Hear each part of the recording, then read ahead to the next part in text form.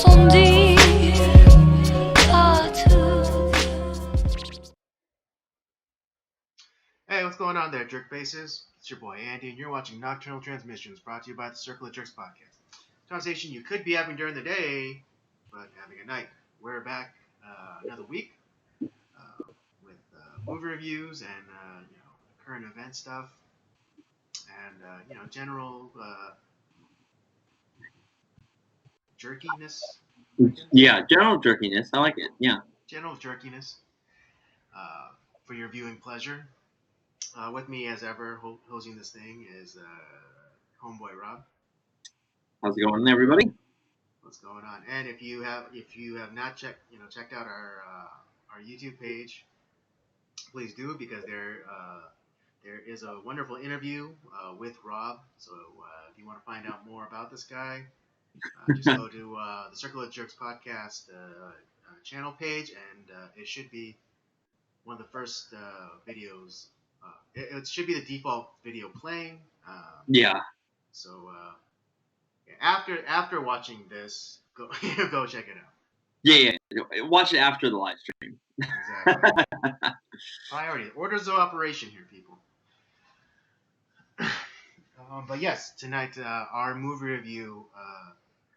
As you know, we like to do themes for the movie reviews, and this month we are doing courtroom procedurals. And the first movie for this month will be, actually, it's a twofer. It's kind of a, because we were doing the original, and we're also doing the remake, and that is 12 Angry Men. Yeah, the original movie was done in 1957, and then 40 years later, I mean, believe it or not, 40 years later, in 1997, they made a remake. Yeah. And it's very interesting. It's a very interesting movie. This is your choice, Andy, and this is a good one. Right, because I watched the remake back like around when I was in high school. I remember, I believe my English teacher or whatever showed it to us, and it was good. And I think before that, before we even watched the movie, we actually did the play, because 12 Angry Men is actually based on a play. Right. And interestingly enough, I don't know if it was my teacher who told me or something I read somewhere, but they actually used to do this play, with an audience, and they'd actually get audience members to come and participate, and every night they did this play, their verdict always came out to be something else, to something different. So one night they could have found the defendant innocent, not guilty, and another night the defendant as guilty. That's interesting. Yeah, because when we were looking up about this movie, so there was I think the initial production for the play was in 1954, and they had broadcasted on they did a live broadcast on CBS, which actually was thought to have been lost, but was rediscovered back in like 2003 or something like that. Oh wow! And yeah, it's actually been a pretty long running play. Oh, nice. Yeah, I mean, when things get back to normal, I hope maybe we can find a theater or production house that'll do 12 Angry Men. Maybe we can go watch it. Oh, that would be great. Yeah, I would definitely go watch that, because the movie does really has that feel of a play. I mean, it's like they're like 2 rooms at most, like mostly 1 room. Right. Yeah. I mean, in the movie, they kind of transition from like the deliberation room and like the bathrooms. Yeah. But I imagine in the play, they just do it in 1 room, and all the conversations that happen in the bathroom in the movie or movies probably happen just like a little bit off to the side of the stage. Right. So yeah, so it'd be very easy for any like theater group or or theater troupe to put on a production of this, because it's very minimal. You do it with literally just the stage, um, and maybe like a few, I don't know, and like some audience participation. Oh yeah, I mean, it's just I think that would be really great to watch, and it just a very simple movie, but that doesn't mean that makes it a bad movie. Right. Yeah. Well, we have that, and we also have a few current event items that we want to discuss. Um, one of it, kind of preview, giving you guys all a little preview, but they're going after Dr. Seuss. Um, we've been kind of chronicling the whole Gina Carano thing, and the idea of cancel culture. But now it's they've completely lost the plot. I mean, not that they weren't losing it before, but now they're going after Dr. Seuss. I feel much safer now that they're going after Dr. Seuss, don't Oh you? yeah, me too. Do oh, of course. As the minority of minorities, there I cannot begin to tell you the sigh of relief, the general sense of safety that I feel from having Dr. Seuss ripped from the bookshelves. Yeah, throw it on the bonfire, baby. Like it Right. just it needs, like right along with like Mein Kampf and the what is it, the Communist Satanic Manifesto. Bible? Yeah. Yeah, well, I mean, in terms of this day and age, the Communist Manifesto might replace the Bible for certain people. For Yeah. certain people. But yes, and also we will be discussing the recent, I don't know if you guys are aware, but the Texas governor came out and said that he is going in a week's time. In a week's time, so not this Wednesday, but the following Wednesday. Um, all of the mask mandates and the shutdown orders and the limitations on businesses will be completely removed. Um, Yeah, that's something. that I mean that is something. Yeah. So yeah, Newsom. You might want to take notes. You might want to try to gain Curry a little bit more favor before Californians boot you out of office. Just Oh, saying.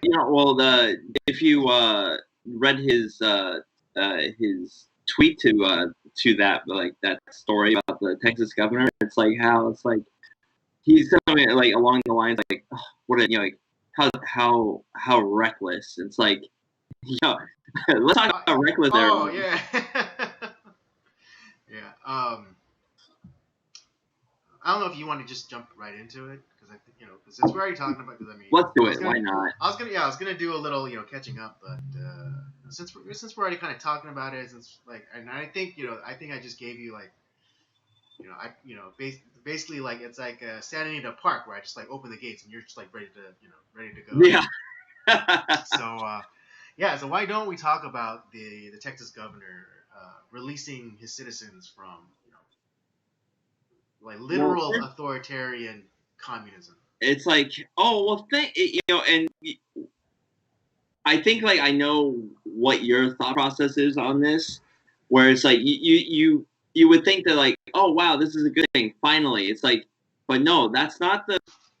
Just like how when you get a nice tax return after you pay your taxes, it's like that's not a good thing. That's not a celebratory thing. It's like the fact is like you should be upset. It's like, why the hell like didn't we just like say like that means that like we're giving more power to these to these the people that we hire through our vote, and saying it's like, oh thank God you've released us, thank you, like I feel so much better. It's like, no, like you shouldn't give them that power, you shouldn't give them that satisfaction, like, and where it's like that, like, oh, I've done something good for the people, like it's like they're king of like the king of Texas. It's like, no.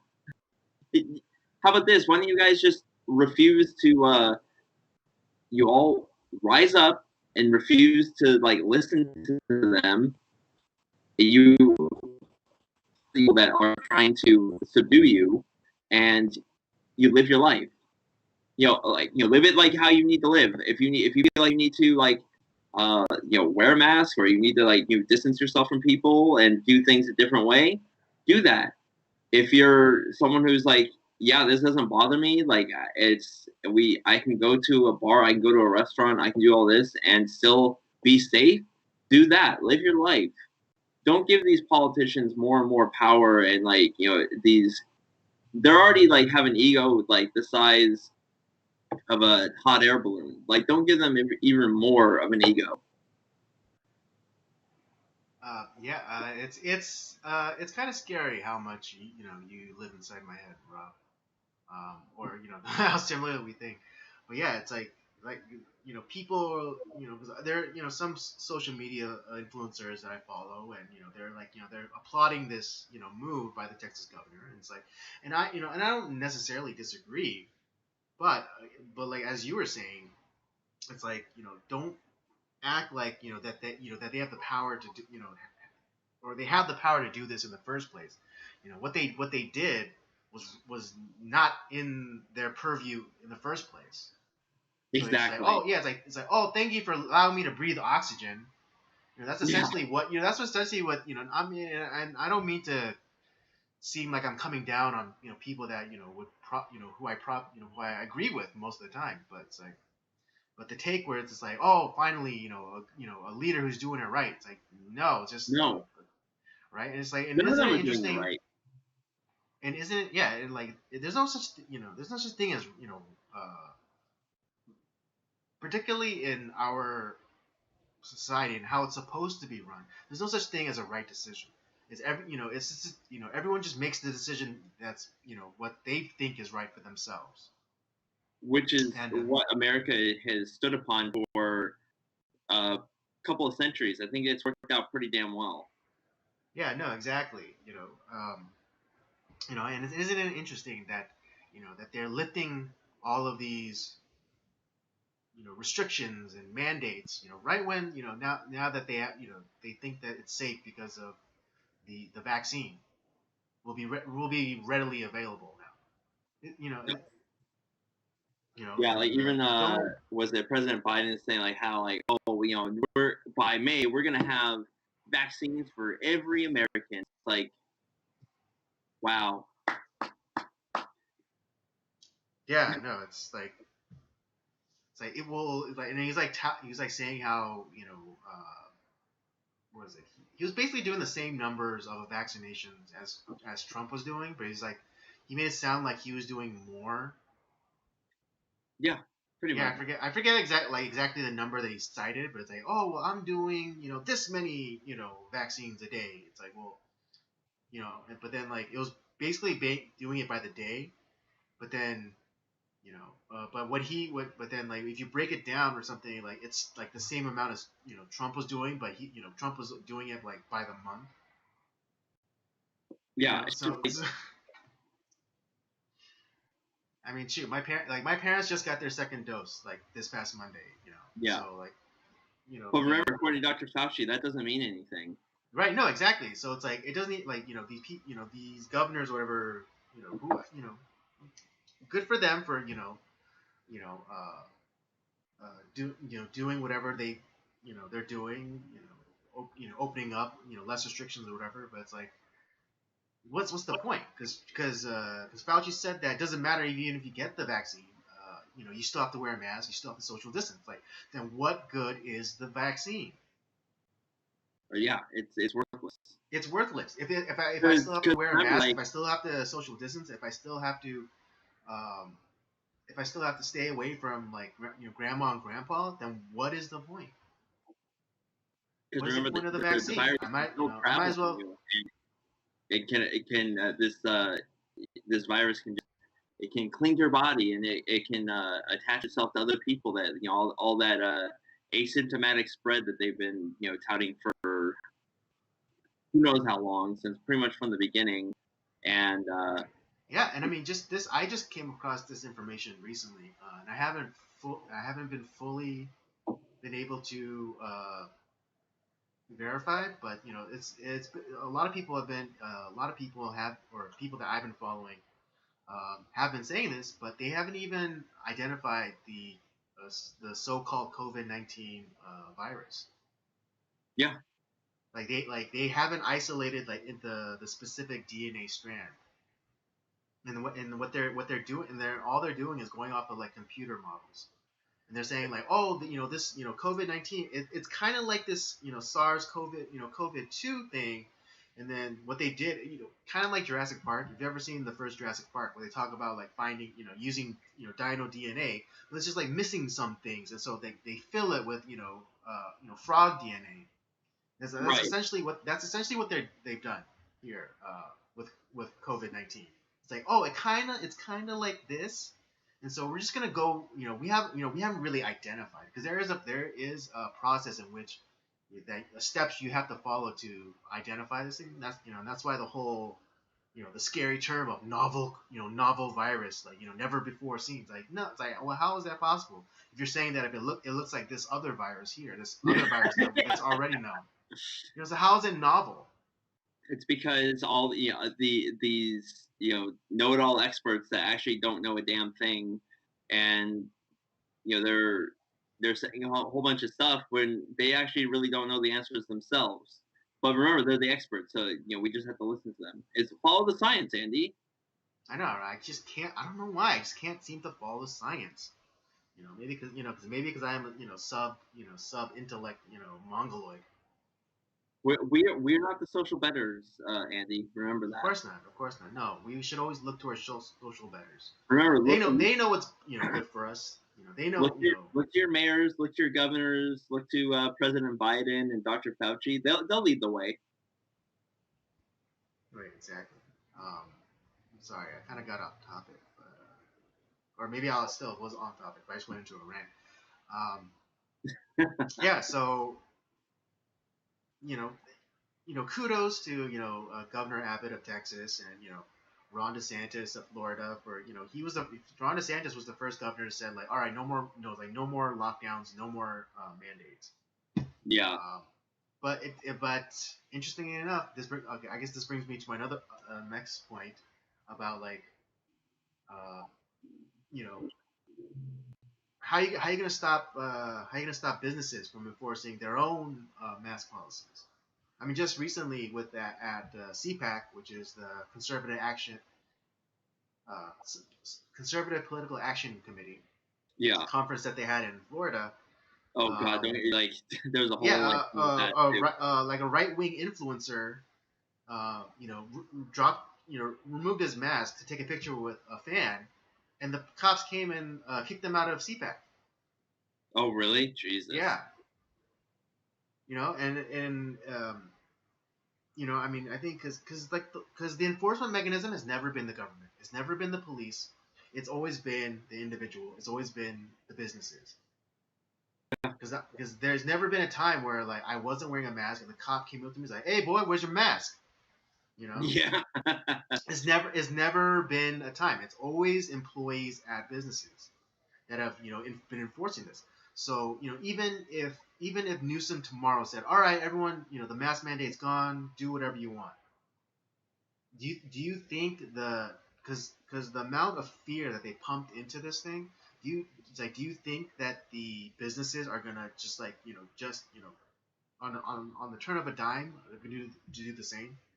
Oh no, of course not. Because Of course not. here's the other problem too. Is like what's gonna happen is you're gonna get some asshole who's gonna say, "Oh, my dad or my mom or whoever, my second cousin got this virus and died," and it's like it's because of you, and then that business gets sued into oblivion. It gets canceled. Yeah, If you yeah. will. It's CYA. It's CYA, and if you guys don't know what that means, it's cover your ass. A lot of Yeah. stores they put up the signs or whatever, for CYA reasons. But there's a bunch of places I just walk in, right? I literally just like walk in without a mask, and they don't say they don't say shit. They literally especially at places like that I know like the people that work there, or like at least I go there enough to like they know me, I know them, and it's like I'm not starting. I'm not the one who's like going in there and screaming like sheeple, you're all sheeple, wearing your mask. It's like No, you're sheeple. just That's you're not just that's living your life. it's not me. Yeah, you're living your life. You're minding your own damn business, like everyone Exactly. should. And I mean, and I'm, and I, I'm respectful, and so like, I understand like some people, that wear the mask, they want to wear the mask. Like, okay, fine. And so, I'll give them like that 6 feet that that we're all told that magically stops the virus from spreading. I stand a good bit of distance away from people, because because that's the least I can do. Because like just like how they shouldn't yell at me. Like people who wear masks shouldn't yell at me for not wearing a mask. I'm not gonna yell at someone who is wearing a mask, and I'm gonna go a step further and be like, all right, I'm not gonna wear your mask, but I'll give you your 6 feet. Yeah, yeah. Well, and be honest, there's not many people that I really want to be in 6 feet of. So True, yeah, true. That's true, but yeah, I mean, everyone's been so conditioned to thinks think people are dangerous. It's like, oh, you can be asymptomatic spread. Well, the asymptomatic spread has never been a vector of transmission for any sickness. Like yeah, it's proven. There's like there's never. I mean, even the World Health Organization admitted as much before they backtracked like crazy. But even they said like, yeah, like it's very rare that asymptomatic people spread sicknesses. And so and and I'm and it kind of that kind of follows under the banner of that old saying, like when people tell you who they are the first time, believe them. yeah. So and it's not as though well, no, the idea that this woman didn't know what she was talking about or whatever, it's like if you look her up, she's legit. I mean, and she's the spokesman for the World Health Organization. So like if she wasn't if she wasn't allowed to say it, or if she didn't know her shit, then why would they even allow her to come out and say it in the first place? Yeah, Because I'm sure like whatever statement that they give in public, it's checked, right? It's fact checked, or like it's made sure like nothing is no they're not incorrect. going off half cocked. Let's just Yeah, say. exactly. Right, and then you should be suspicious immediately because they immediately went and recanted that woman's statements where it's like, oh no no no no no no no, like she misspoke. Like no no no, like asymptomatic spread. Oh yeah, very dangerous, very dangerous. Yeah, just but yeah, it's like you, Andy. Like, yeah, I look at that as like, you would think, oh, this is good news, but in reality, it's just really like it's we have given way too much power to these elected officials. Like they're not our social betters. Mm-hmm. We're the boss of them. We should be the ones that stand up, like say like when this stuff is over, not the other way around. And honestly, like there really should be some sort of, I don't know if there's something like that can be done as far as like changing some of the the um, kind of this sue culture where like, I mean, don't get me wrong. There are legitimate like lawsuits that are filed. That's like, wow, yeah, this is this is an egregious case, like where Right, yeah, it's where like someone's like completely over. frivolous. Yeah. Yeah, but like the amount of frivolous lawsuits that go on in this country will make your head spin. It's an insane amount of frivolous lawsuits that go on, and Mm-hmm. honestly, like I in the case of like some business, like I don't really care about like these giant corporations, but like a lot of these like small businesses, I mean, they're almost held like captive by that. Right. Um, Because like one lawsuit like could destroys the business, like it's over. Right. Yeah. I mean, maybe you know businesses should now, maybe they have to put up a sign saying, by entering this store, you accept, you're accepting all responsibility for your, general safety and well-being. Yeah, I think that's probably what they're gonna end up having to do. Where it's like by walking in, like it's like it's all these signs are clearly posted. By and you read them, so Right. you accept it, and like my Right. body. Because and again, I say general self safety and wellness because because I think there's some things that a business ought to be responsible for. I mean, like take a supermarket for example. I think they should be responsible for if, like whatever like displays, whatever, like if they have like a display where they stack like cans of corn or whatever. I think they should take steps to make sure like it's secure and and it won't fall down when if someone lightly breathes on it, Right. Yeah. or Um, or just making sure if a floor is Make sure it's mopped, properly like dried or at least marked off. dried, or there's proper displays of warning signs of a of a freshly mopped floor, which Right. I That's I'm like sure that they already do take care of. yeah. Um, But like but yeah, I those are think just But then I think businesses, they should put us they should start letting customers know, hey, by entering this store, you are taking uh, responsibility for your general safety and well-being. yeah. And So so yeah, I don't but know if that look, but again, like going back to the vaccines, like there's no pharmaceutical company that can be sued for harm done by a vaccine. yep. I mean, if you guys don't know, there was a law enacted under Reagan where basically like the childhood vaccine harm something or other. Something like that, yeah. Yeah, basically, if you take a vaccine and you there's like adverse side effects, you cannot sue the company. And basically the government, or basically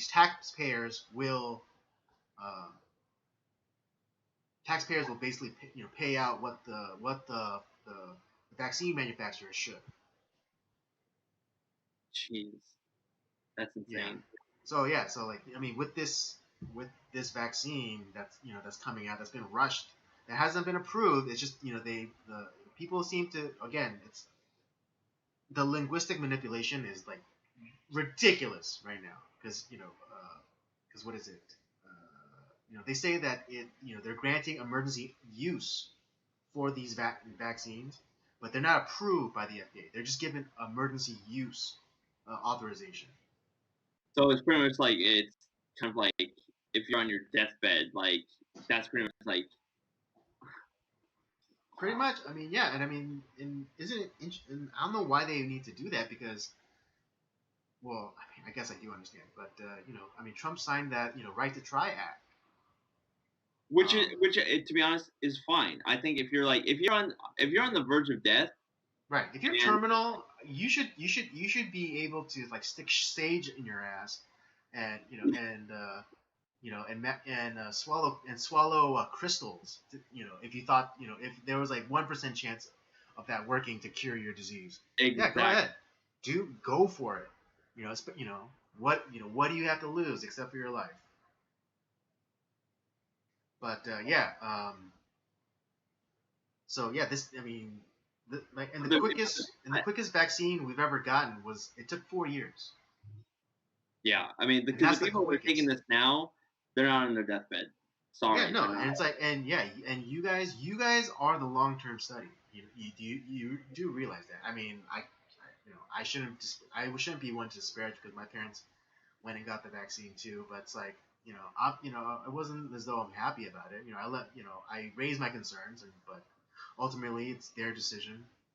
And my father has like multiple conditions which you would make him susceptible for like the worst effects of this sickness. Right. So you know, you know, again, he's an adult, so I'm gonna let him be an adult. Yeah. Um, but yeah, I mean, the people who are getting the vaccine, they're the long term study. You know, and I mean, what was it like? Initially, there was like that nurse that that fainted like a few minutes after she got hers, and it's like the worst possible person to give it to. Because like, oh no, this nurse has a condition where if something if she if she's put under a lot of stress, then she faints. Yeah, It's like, right. well, then how about not interview that? How about not Yeah. interviewing that bitch? It's like, give me a fucking break. Like, come on. You think I'm really that dumb? Yeah, and then I mean, and then yeah, and like people like the what is it like the people who basically develop like palsy on one side of their face. Yeah. No thanks. Yeah, like thanks, no thanks. It's like I'm a healthy individual. It's been a year. I've lived my life. I have not once gotten sick. And if I was asymptomatic, I probably would have killed my parents at least 7 times over by now. I would have killed my wife by now. Yeah, no. But again, I mean, going back to what we talked about last week, where it's like people they conditioned to not believe their own eyes. Like they've been conditioned to not even believe their own lived experience. Yeah. I mean, it's like you know, um, the people, people who were like walking around wearing masks and like, but like still kind of like out and about. I would tell them, it's like, oh man, you're so brave. It's like, you know, and at first they probably think because of being out and about, with the coronavirus or whatever. But I was like, no, no, no, no, because you did the most dangerous thing than being surrounded by people who potentially have coronavirus. Like you drove a car, or you rode in a car to get here, Yeah. and that's statistically more dangerous than the coronavirus. It really is. Oh man. Yeah, because I know this girl, and and again, she's had some health problems in the past, so I understand like her trepidations and whatnot. But like every week I see her, and I just want to go up to her and say, it's like, man, you're so brave. 'Cause you did the most dangerous thing. Drive your car. Oh boy.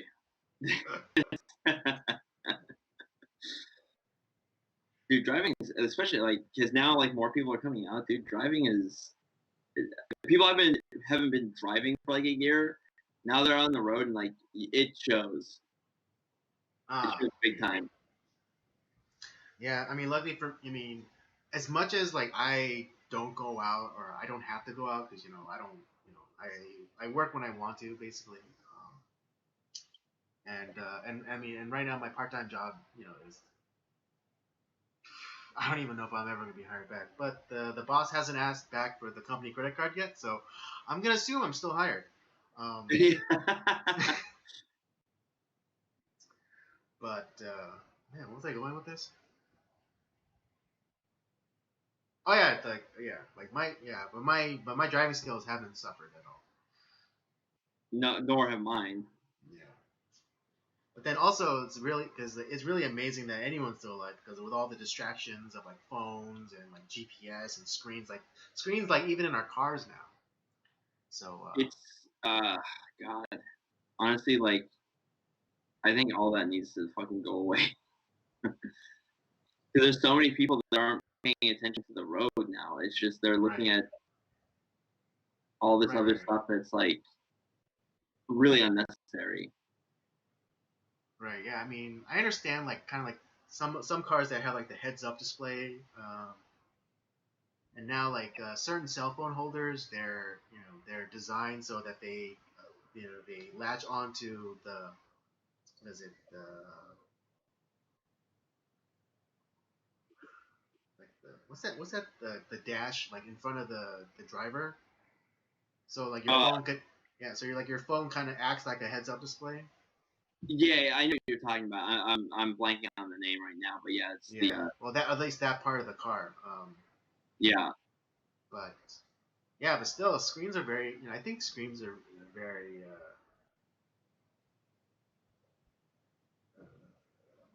problematic. Probably. Problematic. I was trying not to use that. I knew you knew what was going in my head. I was trying to not use that word, but it was the only appropriate word. So there you go. Yeah. But yes, they are problematic, and even sometimes even for me, like while I'm driving, I'll be trying to select a different piece of music, and I think that I'm just using my peripherals, but then I end up realizing that I'm looking at the screen and not really paying attention to the road. Right. Yeah. So yes, I mean it happens even to the most vigilant of drivers.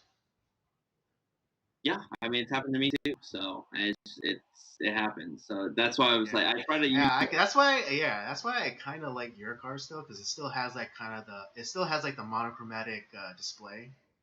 which I'm. That's part of the reason why I like my car too. Mhm.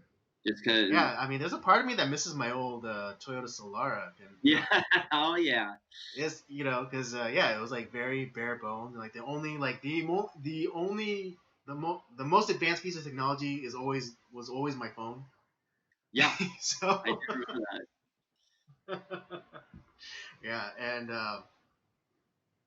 yeah, and actually, it was a lot better too, because like for YouTube and stuff, like when I'm watching podcasts, like it hooked, I could just attach, because I still had a tape deck, because that's Oh. how old my car was. So I was able to get one of those, adapter things with the cassette adapter, so you could, Yep. stick it in the cassette thing, and then plug it into your phone, and you could just, watch, you could have podcasts going on, and it actually like still synced. The audio still synced with the video, as opposed to now where I have to connect via Bluetooth, and I don't know why, but the manufacturers like I guess for safety reasons, they desync when you connect your phone to Bluetooth on my car, like it desyncs the video and the audio. Yeah. Yeah. Yeah, it's like supposedly for safety reasons, but it's like it's so annoying. But it's like, does it even really like, does it even really prevent like that much? Because like oftentimes it's like I'm just watching for the podcast purposes, Right. but it is a little bit annoying. Sometimes I'm at a red light and I'm able to watch the video and just like the sync is It's it not. does kind of get annoying. But I mean, if you're but I guess it's for the stupid people. It's not for me. It's for the stupid people. It's damn stupid people. Yeah. So, dumbasses that ruined it for the rest of us. I know, yeah. But yeah, that's the whole. Yeah, that's the whole Adam Carolla shtick. When Yeah. he talks about like when you go to the beach, and you have like this giant like Rosetta Stone like tablet size of like regulations what like you can't do. Yeah. It's like yeah, that's because of dumb people. It's like yeah, it's like oh you can't have glass beer in glass bottles. Well, that's because some idiot who was drinking beer on the beach and then left it, and then some kid stepped on the bottle and cut up his foot. That's because of that. Yeah. So you can't, yeah, or Or you some can't have bonfire. like, You can't have bonfires at yeah. public beaches. Because probably some idiot started a fire and then caused life a lifeguard tower to burn down.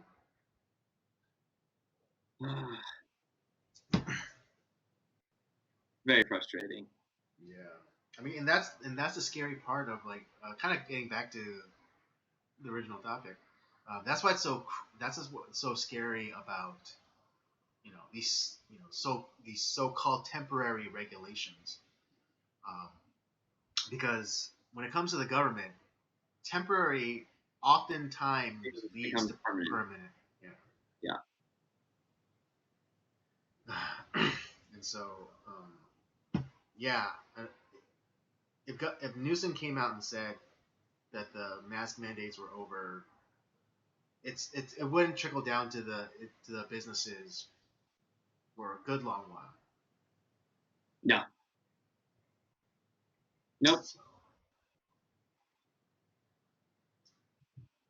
um, okay, I mean that's all I have to say That's about all I have that. to say about that too. It's weird how you and I think alike. It's scary, and Yeah. we didn't even talk about this at all like until like a few minutes before we started. Right. Yeah, no, yeah. I mean, I think it shows, but we do very little planning. But oftentimes me and Robert, we're copacetic on things, and Yeah, because he'll come, either I'll come to him or he'll come to me and say, "Oh, I was thinking about doing this. I heard about this, that, and that. We should talk about it." Like I was thinking the exact same thing. yeah, because I haven't talked to you since last Tuesday, and yet Oh, that's true. Yeah, yeah, that's right. I mean, we've been exchanging messages here and there. yeah. Kind of each of us like giving our reaction to certain things or touching base on podcast business, but we haven't met socially in a good long while. So. It's been a little too long. It's been a wild week for me. I'm kind of like It's like, you're due for some downtime, is what you're saying. I need I need a break. Yeah,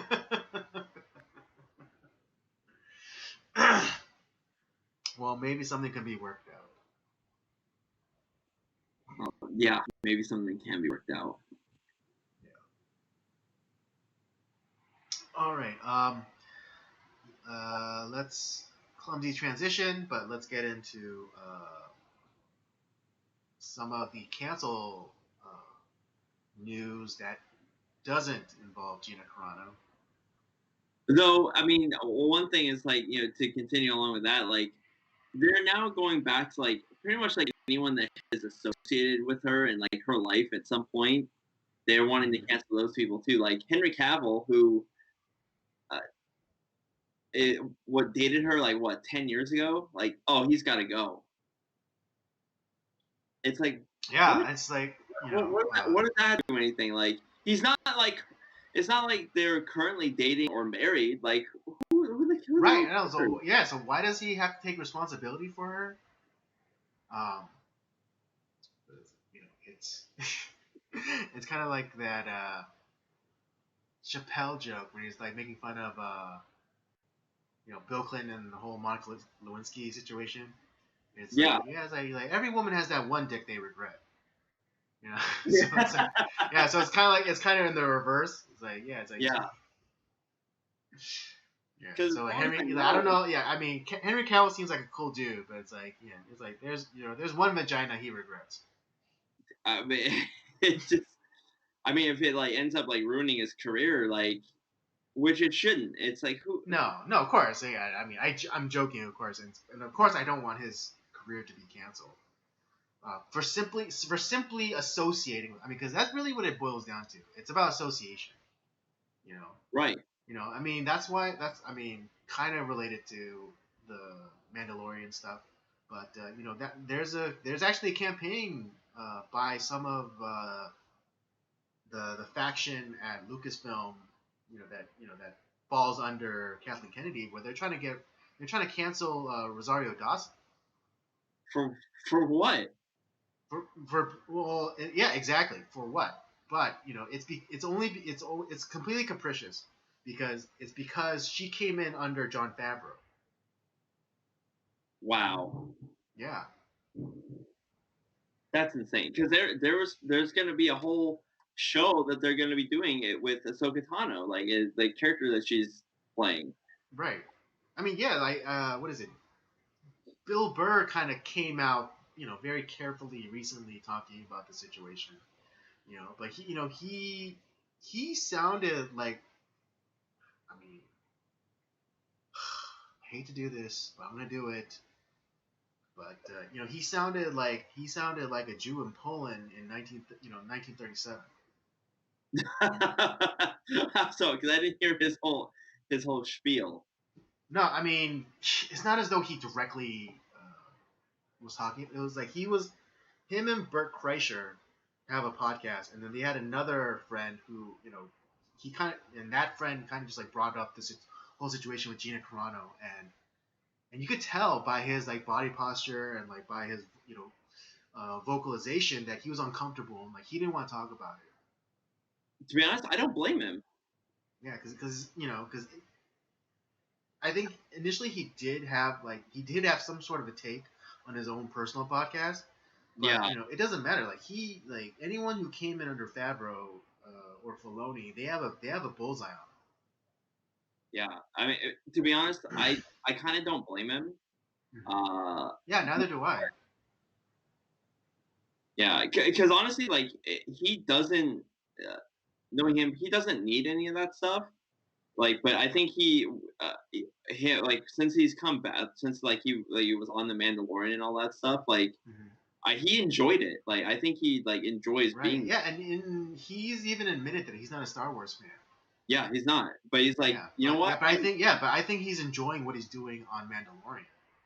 Yeah, Um, but yeah, and it's like it is not as though he really needs anything new for him to be canceled because all they have to do is go back into his catalog and pull one joke from from from like in from his 10 years ago that he made kind of like disparaging women or or black people or Hispanic people or whatever, yeah. and he could be gone.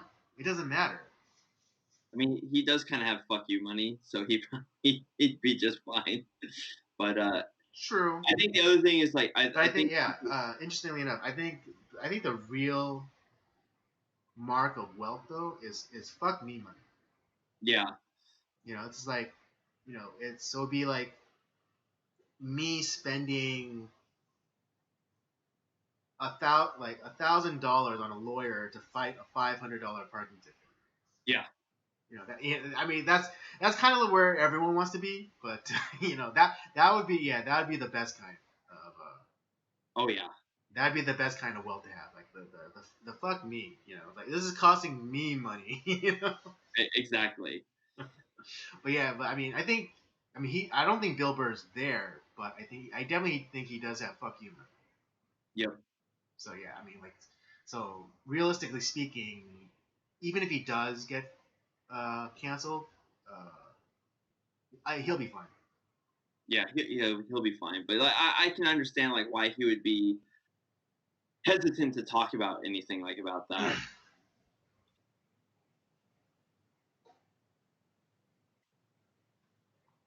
And it's like, and he's not even Yeah, like, but it's yeah, and it's scary because, or interesting or funny, because the thing that Gina Carano shared out is happening. You know, yep, it's it's like they're making it impossible for people to speak out or to dissent. Um, and neighbors are turning against neighbors. it's happening. It's happening. I mean, it's not a prophecy, but the prophecy is being fulfilled. It's like you make it impossible for people to even discuss these things, um, in which and then you push them further underground, and then you further denigrate them and cast them off as degenerates or morally inferior people. Then how is anyone supposed to fight back, or how is anyone supposed to mount any kind of defense uh, to the contrary? Yeah, it's getting more and more ridiculous with the things that like they're, and it's all honestly, and it's all for the same reasons though too. It's like it's all, oh well, this is sexist or misogynist or homophobic, or this is, it's all the same bullshit that keeps, it's not like it's something new where like like the case of like the Dr. Seuss books. It's like, oh yeah, by the way, Dr. Seuss killed a kid every time he wrote a book. It's it's not like we're like, oh shit, well, I guess we're not gonna we're not gonna read those books anymore. It's for the same dumbass reasons like why Gina Carano is getting canceled, or like why such and such is getting canceled. It's all for the same dumbass reason. There's nothing new. It's nothing like, it's not like they're coming up with like new reasons. It's just this copy and paste, like what people are angry about. It's the same thing. Hmm. Right, because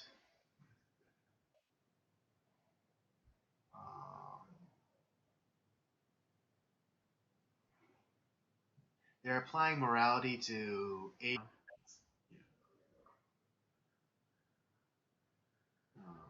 There's a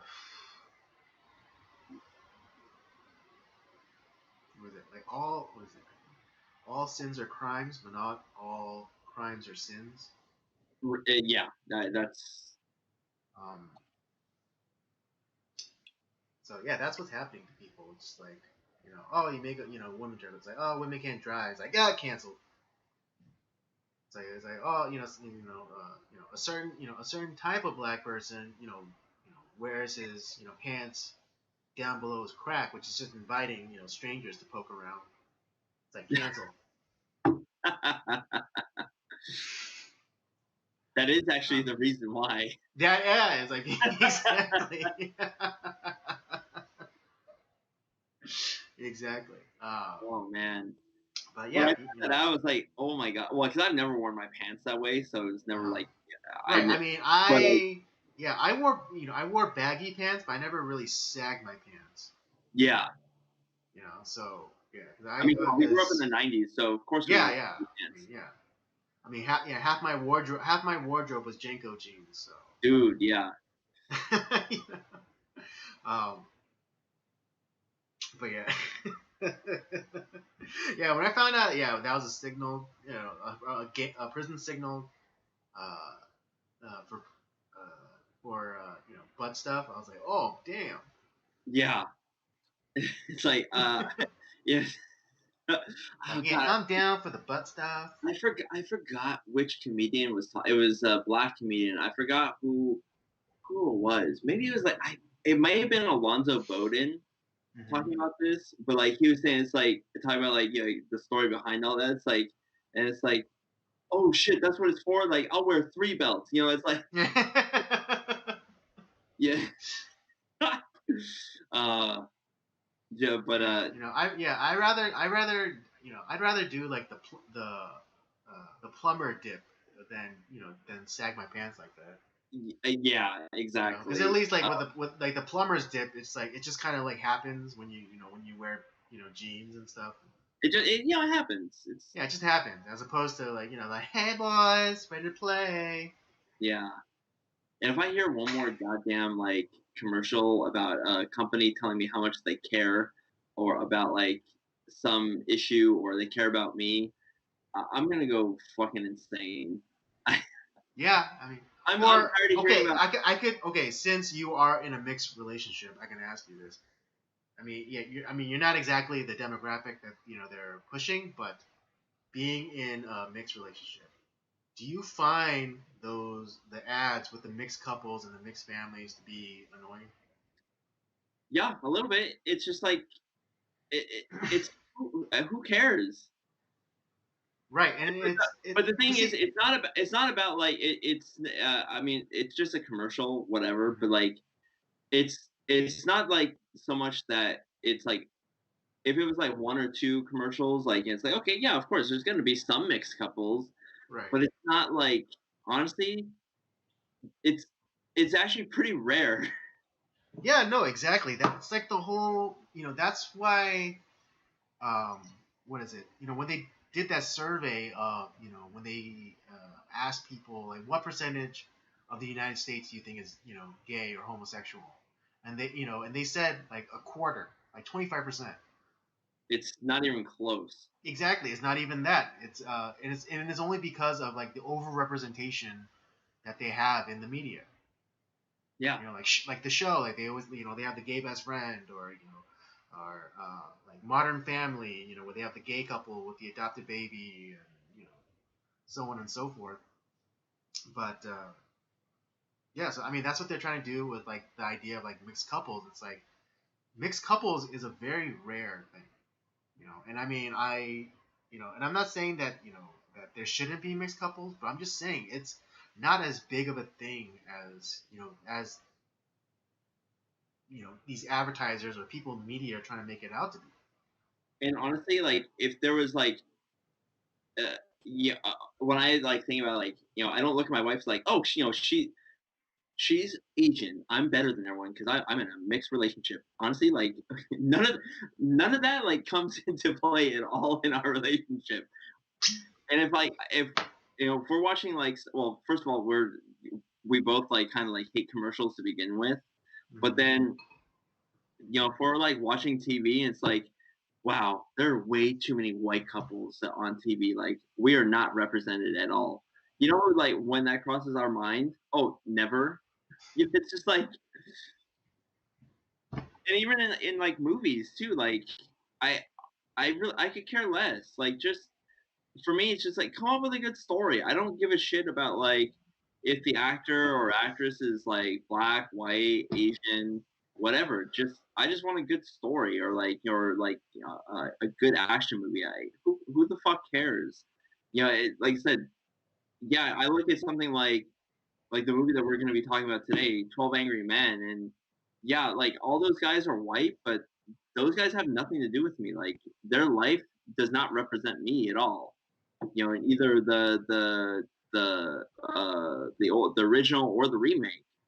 Mhm. Same thing with like anything else. Like when I'm looking at like uh, when I'm watching some like old movies like Casablanca, that has nothing to do with me. Yeah, all the characters are white, but Right, they but don't. then also, but yeah, but also, isn't it very dismissive to lump and it's the well, not just dismissive, but it's racist to lump everyone of a particular skin tone as one thing. It's like if you call a Frenchman an Englishman, he'll fucking kick your ass. Yeah, just like if like Or if they call a German a Hungarian, they're gonna oh kick your god, ass. you're looking. If you call a Hungarian a German, like get ready to be stabbed. Exactly, Or exactly.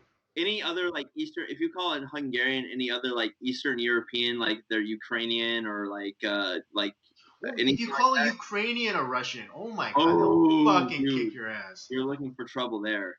Right. And the same thing, like if you call like it's well, like Korean people like Japanese or Chinese, like get ready for some pain. Oh yeah. Yeah. Particularly, I mean, I don't know how many are left, but like particularly of a certain generation, if you call them Japanese, they'll fuck you up. Yeah, that's a dude. That is the ultimate insult. You It like you really could you is. could call their kid a dog before you can call them Japanese. Yeah, trust me, because like a lot of like my friends' parents, like that's still a huge problem. That's still a huge Yeah. issue. I mean, yeah, because the because of the history between Korea and Japan, there's some Koreans who won't even own like that live here in America. They won't own Japanese cars. Yeah, and honestly, I don't blame them. Well, I mean, yeah, you have your own like particular set of No, prejudices no, that's but I'm not just race based. from their point of view, I understand why they wouldn't want to do that. Wait, what? So I'm saying like there's like of like the like where that like of that like age group like that went through that and why they wouldn't want to buy anything Japanese. I that makes sense. I wouldn't want if I went through that I wouldn't be buying any of that stuff. Right, right, yeah, yeah, yeah. It doesn't mean that like Exactly. I mean yes I don't buy Japanese cars, but it doesn't mean that like stuff that I have isn't I some of the stuff that I have isn't like Japanese. Yeah, no, I mean, yeah, and I had a Japanese, I had more than a few Japanese friends in my time, and I always make fun of it. I was like, like when people like meet us, it's like, and I go, yeah, I always say like, yeah, I should probably hate this guy's guts because his grandfather raped my grandmother. That's You not very know, big. and I mean, again, like it's I don't blame him for what Japanese people did, like getting close to like 100 years ago, and you know, Yeah, well, I mean, we're pretty much like right there, where it's just like that generation is nearly gone. yeah, and I don't want like any Japanese person born now to like still hold on to the guilt of what their forebears did. So, Exactly.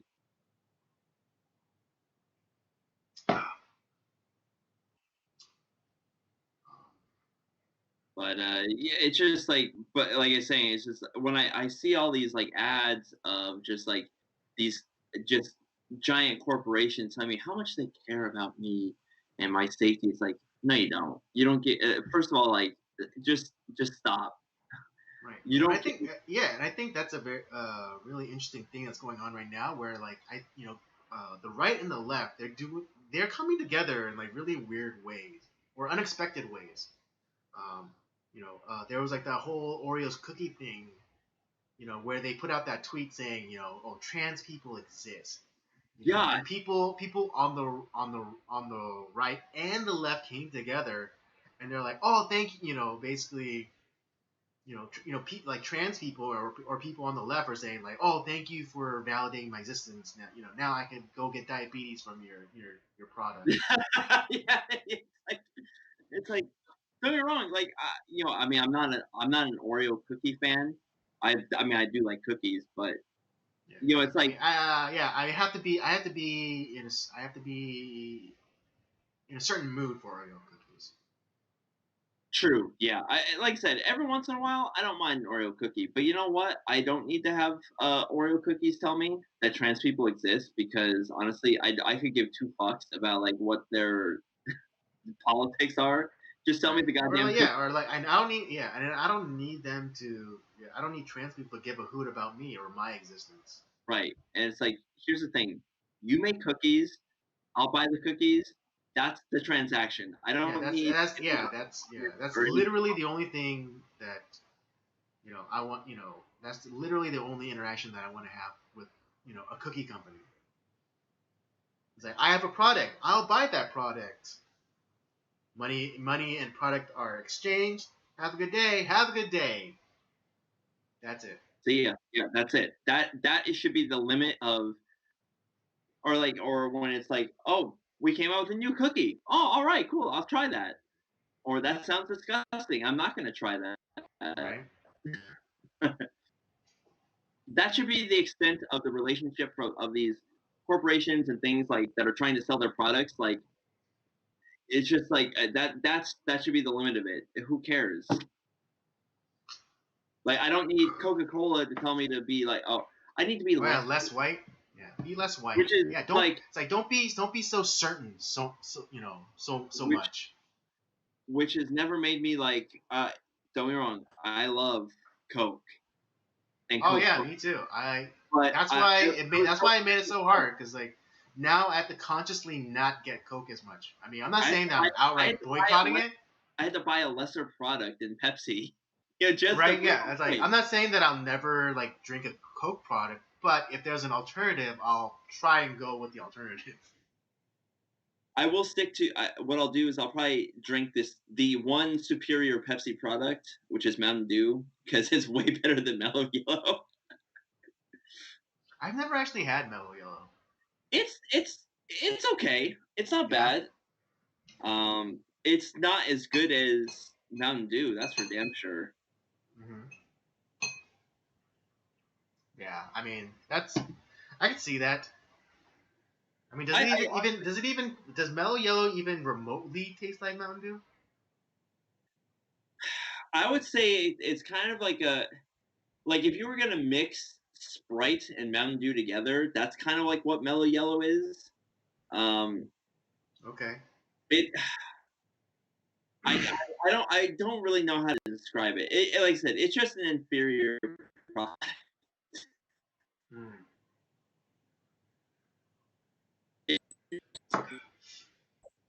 Yeah. And they pushed it pretty big, like a couple of years ago. But like since the uh, since the whole pandemic stuff, like the amount or the variety of some of the drinks are kind of not there anymore.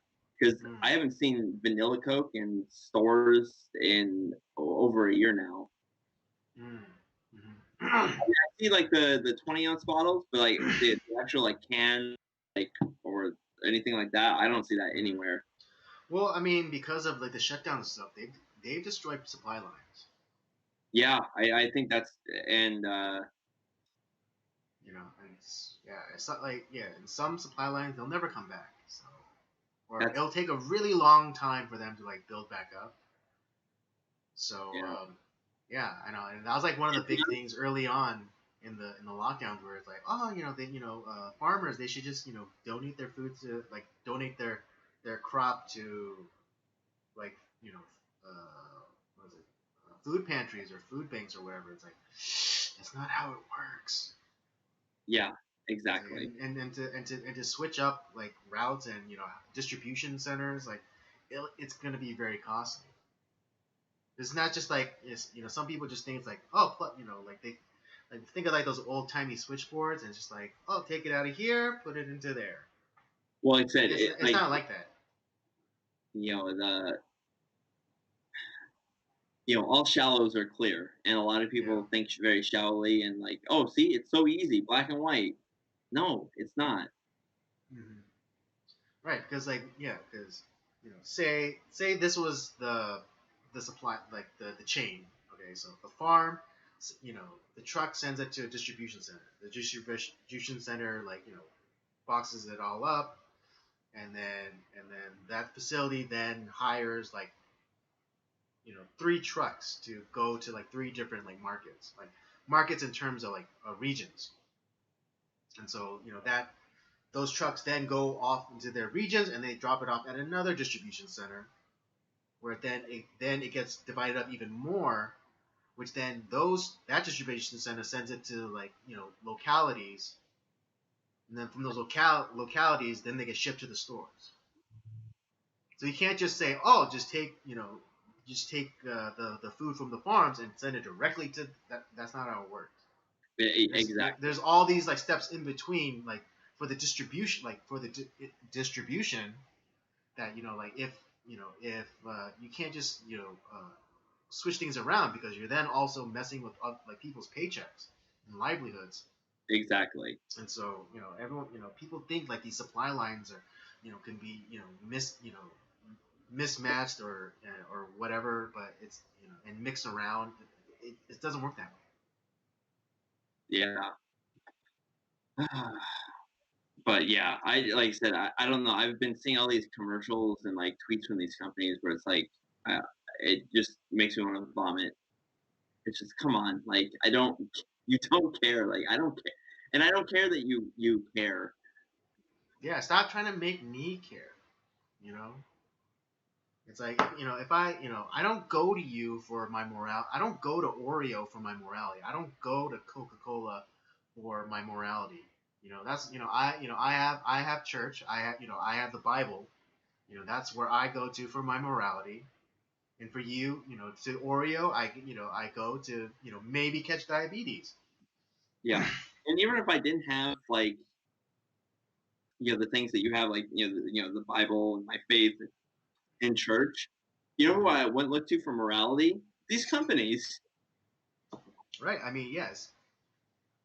I mean, what was it? There's like this thing about Nabisco, uh, and like certain ethical practices, like especially from the harvesting of cocoa beans in Africa.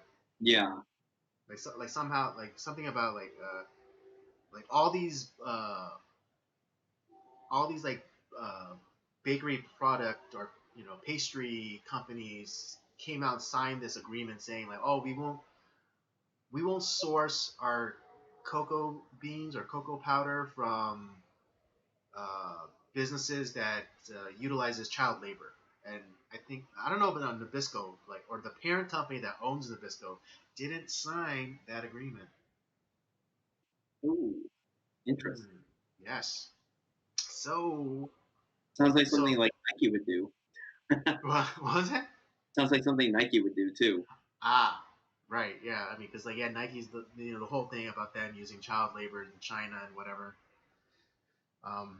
But yeah, I mean, so these companies, point wagging their fingers at us, telling us how awful we are. It's like, how about you look at yourself in the mirror, Yeah, or maybe check yourself before you wreck yourself, because like maybe like the subsidiary, like Nabisco, isn't doing anything eth- ethically questionable, but what's the parent company doing? Something it- shady. yeah, And then and I don't know, like I don't know if you've been noticing this too, but uh, why is Bill Gates like? How has he become like the this like the arbiter of like all things like good in the world? Like, No, I mean, like, no. Why the fuck is Bill Gates giving people medical advice? You know, like last time I checked, he was a computer engineer. He makes operating systems for like exactly. computers. You know that so that we can do this show. You know how did Bill Gates go to medical school in like the decade that that he gave up controlling interest in Microsoft? I mean, did he get his? Did he get his? Doctorate in what is it, biochemistry or what have you? I mean, I'm not saying that a layperson can't study up on something and become somewhat of a amateur expert. Yeah, Um, that's not what I'm saying, but you know, because he's a public figure, he hasn't really been public about like what he's been doing. It's just like he went from being the chairman and CEO of Microsoft, and then all of a sudden it's like, yeah, vaccines, world population, yeah, we gotta get that number down to 0. yeah, exactly. It's like you know who I don't want to listen to, or like who whose opinion I don't give a shit about concerning stuff. Bill Gates. If Yeah, you got something new to talk about with computers, like I'm mildly interested, but right, outside yeah. of It's that, like, like yeah, you haven't, you just, because prior to about 2004, Bill Gates had a real image problem. He came up as like kind of like this creepy, soulless. he still is He that. still is. Don't get me wrong. He still is. He's a little But troll. like this kind of like creepy, soulless, business mogul, who was not very personable.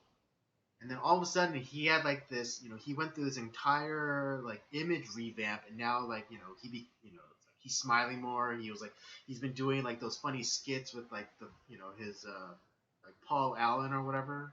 Oh God, He was doing like a Night at the Roxbury style like skits or whatever, or he was like doing Saturday Night Live, or he that was smile is so fake though. what was that? His smile is so fake. Yeah, no. I mean, I'm not trying to be this guy's flag man, but I'm just presenting observations. Yeah, He yeah, he basically went on this charm offensive to like rebrand himself as like this kind of like either like kind of like wacky uncle to caring like grandfather type figure. yeah. Well, it's like him and his wife like go around the world, and you know, it's supposedly like, oh, they're humanitarians. It's like, actually, no, their whole like thing is, you know, promoting like population Yeah, control and they're fucking eugenicists. yeah, Let's just be real. They're fucking eugenicists. Like I mean, I mean, go look it up. He gives a TED talk, and like he talks about like population control, and like and there's like this formula that he flashes, and it's like, yeah, if X is this and Y is population, well, yeah, one of those numbers has to be 0. It's like he was talking about fucking killing people yeah. I mean, that's what straight their up. organization does too. It's insane. And but remember, like we're the crazy ones, Andy. You know, these are all just Yeah, I conspiracy mean, theories. again, not to disparage, but like that's what the whole trans thing is. It's population control. So if you take out people who can have potentially have children, then you are controlling the population. Yeah, So yeah, Bill Gates is a fucking creep. And anyone who's like, oh yeah, Bill or takes advice from Bill Gates is you yeah. are fucked in the head. Oh, I don't know if I feel any better, but like I found out like a lot of things that have just been really Yeah, I know. Yeah, you've from achieved mild catharsis. annoyance to like just things that like piss me off. You know, like that I've been noticing throughout the week or Mhm. past several weeks that uh Yeah, yeah. I mean, good thing. Well, not necessarily a good thing, but kind of good thing we didn't talk about CPAC. Um, oh, don't get me started on that. That's a whole nother issue. yeah. Yeah. I mean, I don't know how. I mean, maybe since we do think so similarly, but yeah. I mean, it was kind of fun seeing Trump again, but like his message was very stale, in my opinion. There's like a lot of issues. To be honest, I didn't see his speech. Yeah. Right, I haven't. I've been a little bit like Right. behind. Okay. Yeah. Okay. Then I won't say anything more, but I'll just say yeah. But I will. I'll just say that yeah, I found his speech a little stale. That's all I'll say. Okay, Yeah. So yeah, and then like maybe later on we could talk talk about yeah. What was it? Because there was that whole like thing like you could tell like you had the mob trying to cancel CPAC and like how it's like oh it's a Nazi thing Oh and yeah. yeah Oh that just one last thing to touch on like the cancel culture thing. I think what is it like the Hyatt Hotel came out with probably the best response to the potential like cancellation of that company. Because like people were coming out saying like, oh, how can you have Nazis and at your hotel, and how can you host Nazis? And didn't you see that symbol that was that was so like honestly that was so arbitrary. It's like you'd have to have been looking for that symbol to even like because like yeah they put like this room that's like a square like on 90 degrees and like kind of like little feet at the bottom. Supposedly that that's supposed to like denote some sort of ranking or whatever in the German army. Um, honestly but like yeah, it's just like who looks for this stuff? But anyways, yeah, Hyatt Hotel had the best response, saying like, "Oh, we're inclusive. Our business is, the comfort of our guests." They basically said kick rocks to all those yeah I like lunatic leftists, you know, calling for their heads. as a company should. Yeah, exactly. Okay, yeah. All companies, the proper response to anyone who tries to come at you is just go kick rocks. Yeah,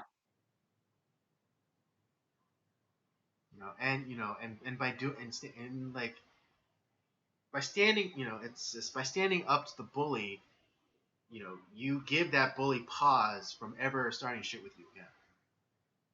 exactly. It's simple. It's simple like schoolyard psychology. I mean, If kind you give of up like your lunch money, you're going to be giving up your lunch money forever. exactly. I mean, kind of tying it to the movie review, but in Battlestar Galactica, there's this one episode where the fleet is running low on fuel, and they come upon this source of fuel, but it's being controlled by the Cylons, the enemy. Yeah, Um, and so like the first instinct is like, oh dang it, it's like I guess we'll have to find somewhere else to get our fuel. But Commander Adama, Edward James Olmos' character is like, no, we're gonna take this from them. And like everyone's kind of like surprised, but it's like oh you keep running away from a bully, they'll chase you forever. But if you turn around and hit them in a sensitive spot, they'll think twice before they come at you again. So it's like exactly. yes. Stand up to the bully and make them think twice about ever coming after you again. Commander Adama always teaching us great You know, lessons. so say we all. Yeah. God, I love that show. It's so I good. know. Oh man, we should do a review of the series. I would be up for that. Yeah. Yeah, I have the DVD box set, so Oh, great. whenever. Okay. Yeah, Maybe we'll do that someday. yeah, it's such a good show. So good. I mean, it's kind of like the guide to like after an apocalypse. How things should be handled Yeah. or not be handled. It's a space apocalypse if you think about it. Yeah, it's like the space apocalypse guide to the end of the world. Yeah. All right. Well, speaking of Edward James Olmos, let's get into our movie review for this week. Which again, to remind y'all, the theme for this month is courtroom procedurals. And the And first. trust me, that sounds super exciting. I get it. I know, right? But I guarantee the movies that we've chosen, I think you're all gonna love. Some of them, like I had never seen before, including this one. I think it's gonna be a good month. I really do. um, since essentially they're the same movies, I'm just gonna use the synopsis for the 1957 version Oh, it works for me. for both. So They really are the same movie. yeah. Very Outside of like a very few, minimal, yeah, very minimal deviation. At least the 97 version has very minimal deviations from the 1957 version. So, all right. Following the closing argument in a murder trial, the 12 members of the jury must deliberate, with a guilty verdict meaning death for the accused, an inner city team. As a dozen men try to reach a unanimous decision while sequestered in a room, one juror casts considerable doubt on elements of the case. Personal issues soon rise to the surface, and conflict threatens to derail the delicate process that will decide one boy's fate. yeah. Um, this is. I found this movie very interesting because this was Dandy's choice for the month on Mhm. this, and I don't think I had ever seen. I've seen a lot of like movies or shows that revolve around the courtroom, Mhm. but I've never seen one where like honestly there's no court scene. We're left with the jurors in the deliberation room, and we are sussing out like what happened during the trial based off of them discussing like what happened, Mhm. and I found it to be a very interesting way of going about things for a movie. And if you really think about it, it can. I've always kind of don't get me wrong. I love the United States of America and the whole and our the Constitution, all that stuff. This is one idea here that I'm like the idea of random strangers deciding the fate of of a defendant. It just seems a little. I don't and probably like most things like nowadays, like I think there was a way that it was meant to have been done, but we've gone so far away from how that's supposed to be done that it's kind of like it's like what we've gone so far away from like what it was always meant to be, where I don't think it was always to me it just doesn't seem like it was supposed to be 12 random strangers. It was you know it was a jury of your peers, so people that knew you, um, that would be able to decide like whether or not like the person that they know committed the crime. um, because the justice system itself is supposed to be blind. Obviously, like the lawyers and the judge might not know the person that involved, but the people that are called to be in the jury room or like the are listening to the case are someone that do know like the people that are involved. Maybe I'm wrong on that. And I'll be honest, like I don't really know a ton of the reasoning behind how our courts are completely set up.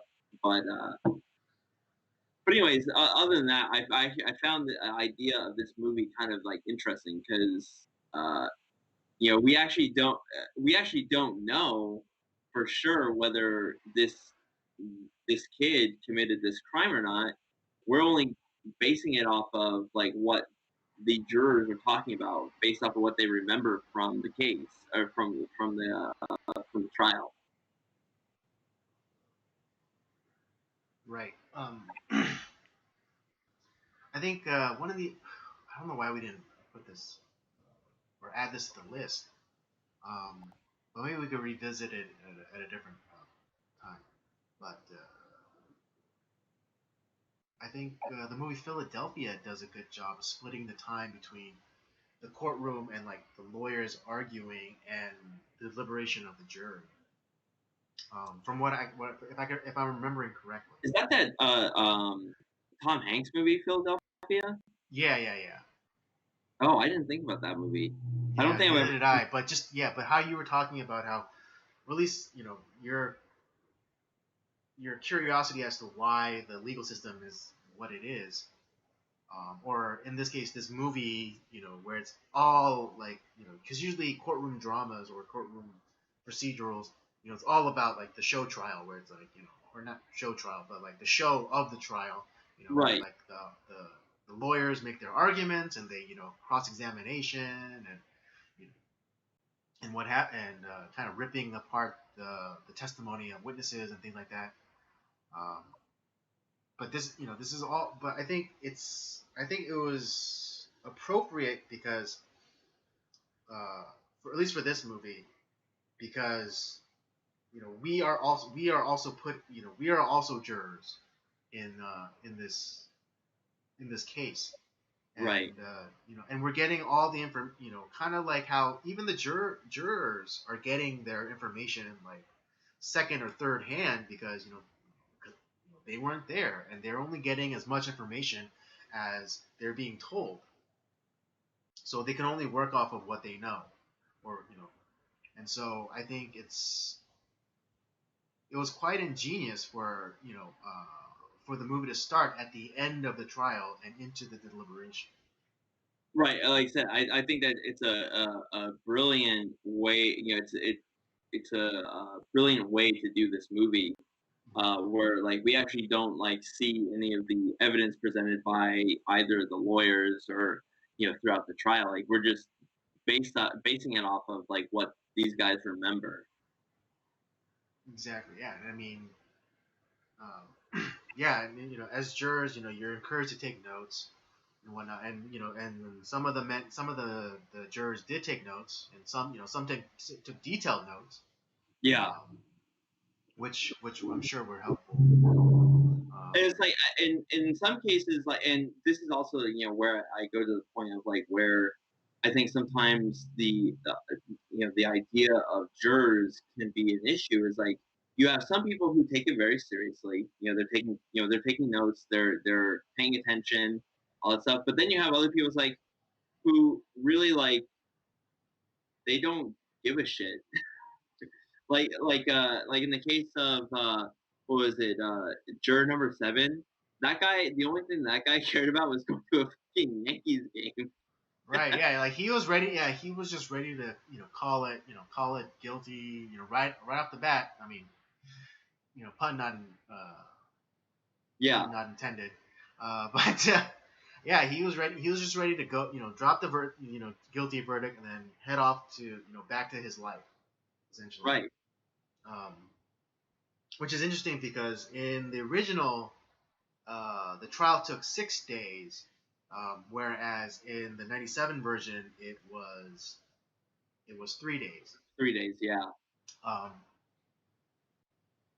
and I'm not sure if they probably because it wasn't like a really big, it wasn't like one of those celebrity murder trials. I'm probably sure they weren't like sequestered or for the Well, duration. clearly they weren't sequestered because the main character, which is juror 11. Mm-hmm. Oh no, Oh sorry, no, no, juror juror 8. uh, juror number 8. Yeah, he like during the trial, he was like because he felt like the idea of like the knife, just being like very unique. And he went out and he found like within the same neighborhood, he found the same exact knife, in a Right. different shop. Mm-hmm. And obviously that was a clear case. That was one of the big points of that he was trying to make with the other jurors. that are like, Well, but to answer your question or to kind of speak to the kind of curiosities you brought up about like the legal system, but yeah, I think one of the things was like they didn't like the reason why for juries to be selected outside of the community was so like it couldn't it, so it, so the jurors wouldn't be prejudiced either way. Because like what if you get on what if you're on trial for, like let's take the example of the movie. Like let's say you're on trial for the murder, but then you know one of your neighbors who you don't have a really good relationship with, like you're constantly fighting about like noise or like you know you're why you're letting why the neighbor is allowing his tree to grow over onto your side of the lawn, so you have this kind of contentious relationship, and then you get a chance to put him away or put you away in this case, um, right, and so on and so forth. I mean, I think, and they, because kind of like the OJ situation, they initially, uh, yeah, to give the OJ Simpson example, they wanted to try, they wanted to have this trial in the jurisdiction, which is Brentwood, but they changed the venue over to downtown LA.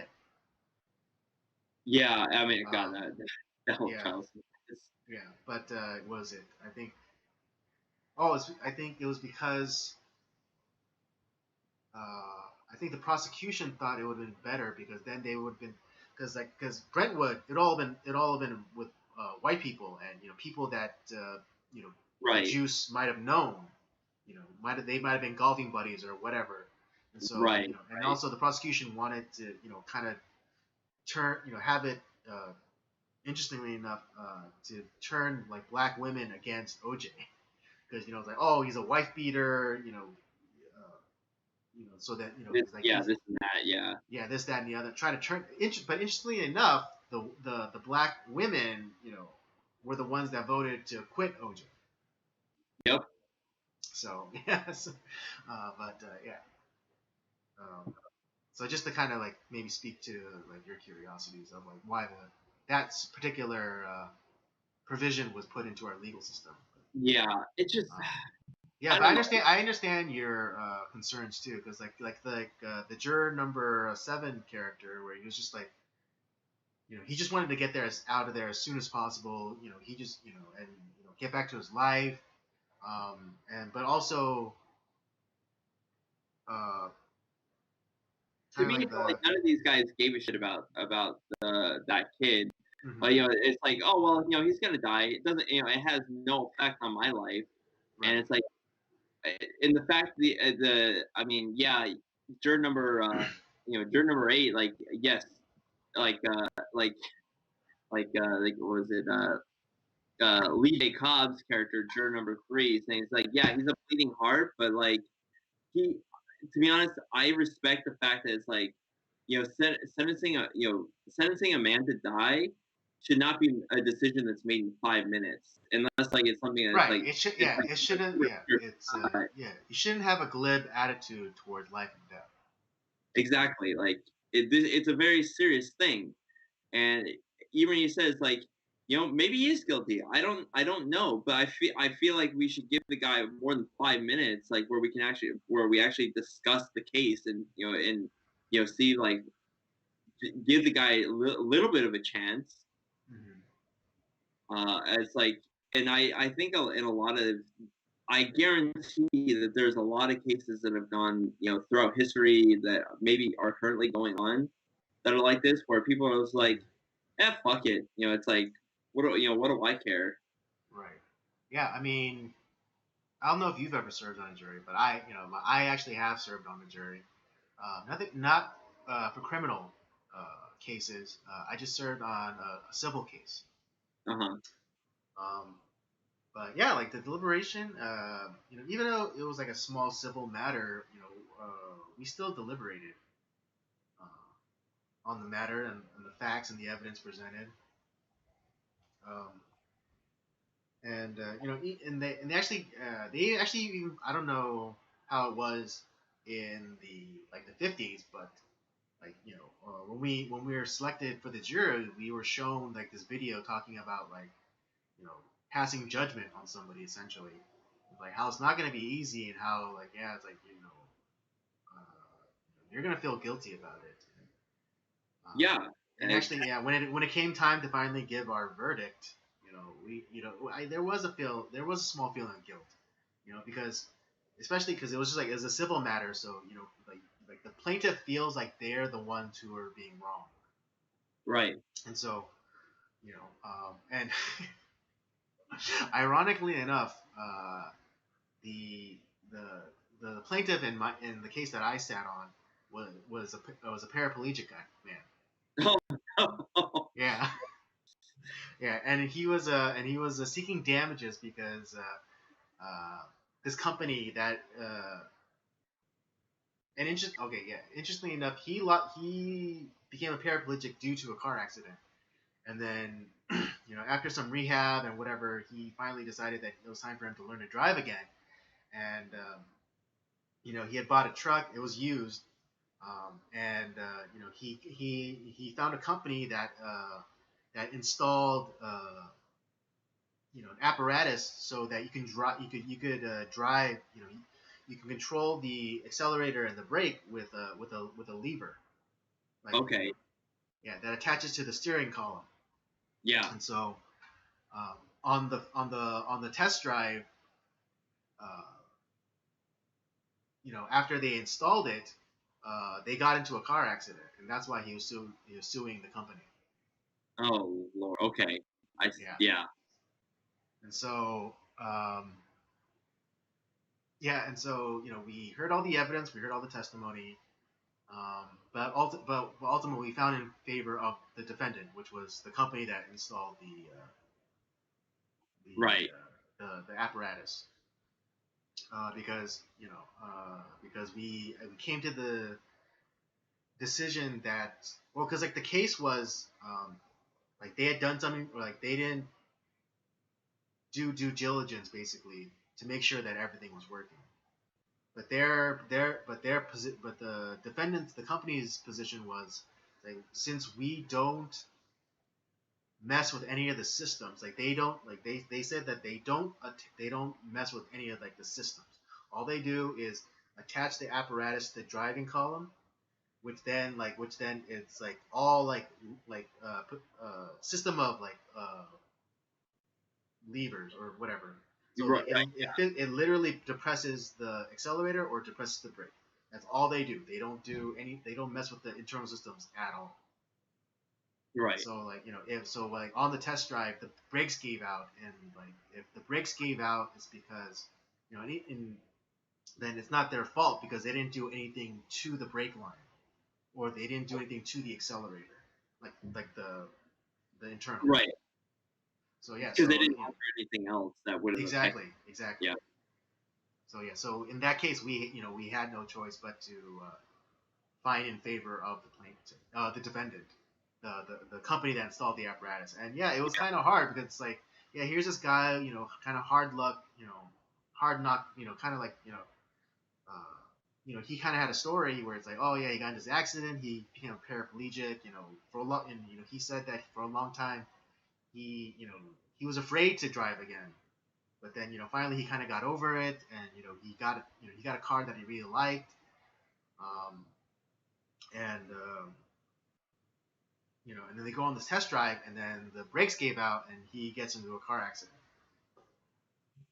Man. So so it's kind of like you can't help but feel for this guy, but given like the evidence, or given the evidence presented and the testimony from everyone involved and such, it's like yeah, they didn't, like, if they didn't mess with any of the internals, then they can't be held responsible. Yeah. But yeah, it just that was something that I felt was kind of like interesting about this movie. It's just like almost like the outside of like one guy, just kind of the callous nature of how much they didn't care that, like, oh yeah, this guy did it, like he's and it's like by saying that, it's like that guy is gonna die. Right. I think we like I said, give him more than like 5 minutes, and and it even is like, well, why are you going through all the evidence, all the through the things of the case again? It's like that's what we're supposed to do, that's Right. the whole point. Um, yeah. Well, let me read the synopsis for because I think it brings up a lot of interesting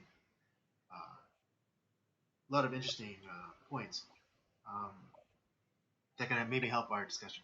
In a Okay, remake of the 1950s classic, bias and groupthink influence the deliberations of a dozen jury members. Initially, one of the jurors is the only roadblock between the panel and unanimous conviction of the Latino alleged murderer. They've been called the judge, but the all-male jury's negotiations prove fluid, and as the hours pass, more and more of the dissenter's peers come over to his side. Before long, the trial of an oppressed youth becomes a meditation on social justice. Ah, God, I hate this. I hate this synopsis, but it's not. But that's the thing. It's like honestly, I don't like that synopsis either because that's not how it was at well, I all. think okay, yeah, I shouldn't have. Maybe I should just read the pertinent parts, but like the very pertinent, the first part I think is very pertinent. Yeah, Uh, Bias and groupthink yeah. influence the Well, deliberations. I think that's yeah. I'm sorry I read the entire thing. I know it triggered me too. But I think the first part of it, the first part is true. Yeah, yeah, I, the I grant bias and groupthink influence the members of the jury, or at least the 11 other jurors. Well, and the thing is, like, these movies are, I mean, it's they're the same movie, even like to the point of like some of the dialogue Right. is Yeah. the same, which is kind of like in some of the cases, like when it's the '57 version, it's like okay, that makes sense, but then like 40 years later with the '97 version, it's like Right. They they don't they don't updated that a little bit. transpose some of the they don't transpose some of those things. Yeah, which is it's fine, and Yeah. one of the guys that's very like kind of the guy is very like kind of biased. In the case of the '57 version, it kind of seems like it's more like you said, it's biased. In the '97 version, it's definitely racism. 'Cause, Yeah. yeah, but it's funny they made the black guy the racist. Yeah. In the '97 version, yeah. But it does kind of make sense because he, during like kind of like the small talk in between a deliberation and votes, it's revealed that he either still is or was a member of the Nation of Islam, That which he is as a former member. Yeah, yeah. Those of you unaware, just think of Louis Farrakhan. God. Yeah. Um, Oh yeah, and that makes sense. they're a very like identitarian radical sect of I guess of Islam in America, particularly among black Islamists or Right. Muslims. Uh, Um, and so yeah, it's so it makes it. But yeah, he's very like uh, thinking like, oh, you can't trust these people. Like, they're all criminals. It's like and all this yeah, stuff. they're like born into it. Yeah, and but honestly, like, there's a lot of people that I think went along with that, and it's like, oh, I mean, obviously, like, the these guys are guilty, or then you have the people that just don't give a shit. Like I said, whether it be um, say it's like same character, like played by Jack Warden or Tony Danza. It's like all he cares about is going to a fucking Yankees game, um, or you have the other guy that's the advertising executive. That's like all he cares about is like his rice pop cereal that he's doing. It's like who? It's like Yeah. He was the reed in the wind. Basically, he was just going with like whichever side was the both those strongest. guys would have just gone like wherever. It's like, oh well, it's like Yeah. usually. Well, I mean, I think for juror number 7, I think his was more selfish, like his Yeah, flip flopping, whereas juror number 11's his was more of like he because like I mean I think the character of the ad agent guy I think uh, like his flip flop makes more sense because in his industry no one makes a solid decision. Like when he was like giving the anecdotes about like oh like when someone when someone has an idea, it's like oh let's run it up the flag and see who salutes or whatever. It's like no. Were and then really the only people that at least were kind of like more like kind of like the people with like a lot of like punch, like that were the most vocal. You Mhm, had Juror 3, obviously the main character, Juror 8, mhm. um, was it Juror and 10. Juror 10. Those were like the really the three that were the most vocal throughout the entire thing. And as time went on, you had people that like because juror number 8 like was the one that was like kind of like spoke up. It caused other people to think too. It's like, hey, no, this guy's right. I want to hear this. I want to hear what he has to say, Mhm. and it allowed them to like kind of go through the case and like and then their minds are like oh you know what this is right and they actually started like talking about it despite all the people like oh you're crazy you can't trust these people you can't like and it's like Or oh yeah, you like or really people are like are so like what was that one line where he was talking about like questions that the lawyers ask like oh the reason why they didn't ask him because they know like what he's answers guilty. yeah what or no what questions to ask or what questions not to ask that's just kind of like offloading the responsibility of even asking questions Right. or being curious like oh well why didn't he ask that question it's like oh well like because they already know all the answers like kind of like today where like we people who we perceive to be as like experts or whatever like have all the answers and so for us to raise questions is it's a waste of time or it's or will look foolish doing so like questioning like a supposed expert Yeah, um, exactly. but yeah I think yeah it's like the whole like and it's really crazy how like initially juror 8 he was all by himself he was the sole voice of dissent in the entire room and then slowly but surely he started to get people to come around to his side or at least come to question what was presented to them Exactly, yeah. and I think it was great at the end when it was just it boiled down to the last juror like juror number 3 when it's like before when juror number 8 he was the lone voice he was calm and he was certain in his position but at the end when the tables were turned and juror number 3 was the only one he was the one who was spiraling he was the one like kind of, spouting off and be like he's like oh why can't you see what I see you know Yeah. it's like isn't it obvious look like the evidence was presented to us you know it's like it's all right there you just have to see it Yeah. it's such a contrast it's like this one guy who's like I don't know, like for me, there's some doubt, but as opposed to this one guy who's like, oh no, it's certain, it's all settled. It's like we have to vote him guilty. There's no other way. Yeah. Um, but honestly, this movie was actually pretty powerful. And I'm always like a sucker for some people like they want their flashy action and guns blazing and all that stuff. Or but like there's something with like people who are good actors and you throw them in a room and you let them act and this is that type of movie. It's perfect for that. Yeah, Um, I mean, don't get me wrong. I love me a good shoot 'em up, as oh, much as don't anybody even else. me But too. yeah, but this is more like what is it? This sort of movie is more like a decent steak dinner. Not a good steak dinner, but a decent steak dinner.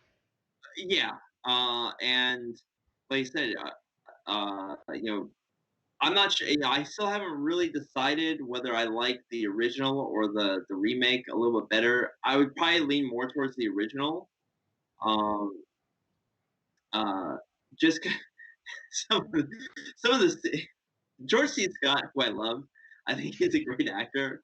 But my God, he chewed so much scenery in Yeah, the movie. yeah, he does. But Which is kind of his charm. yeah, he's a. I mean, it pretty much like all like the Doctor Strangelove, this movie. Uh, the guy chews a lot of scenery, but you love him for it. Right. This he's this lovable, angry man that you just love. Yeah. Um, but I would probably lean more towards the original. Is like just I felt like the acting, from all of those characters, like it felt more cohesive. Like everything, like uh, there was chaos without but it was manufactured chaos. It's and I don't know. It felt like a little bit more like a well-oiled machine in the Right. original. I mean, I'm with you. And I'd give the edge slightly more to the '57 version, but only, well, for me, only because if only because they didn't do that great of a job as transposing some of the lines to the Yeah, current time.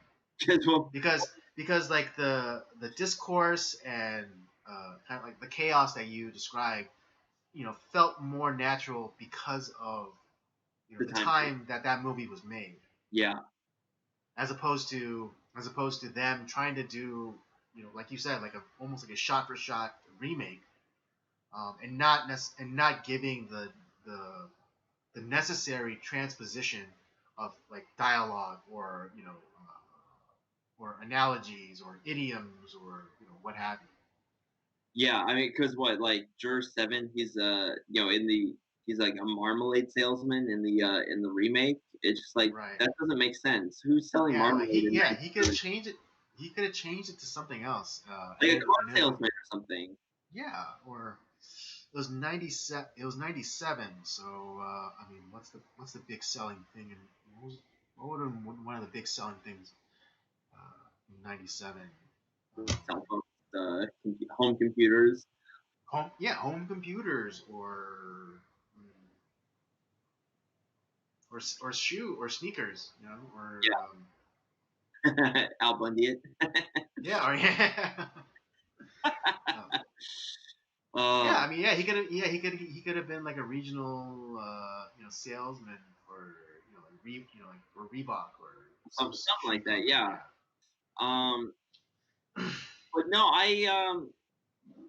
we because while we were actually we were doing it separately, but we were kind of watching these movies together, and I was commenting about like some of the stuff on the movie, and it just I don't know, like it was just a really powerful movie, and I liked uh I like the characters. I mean, I love the cast in the remake because it's just it's really star studded.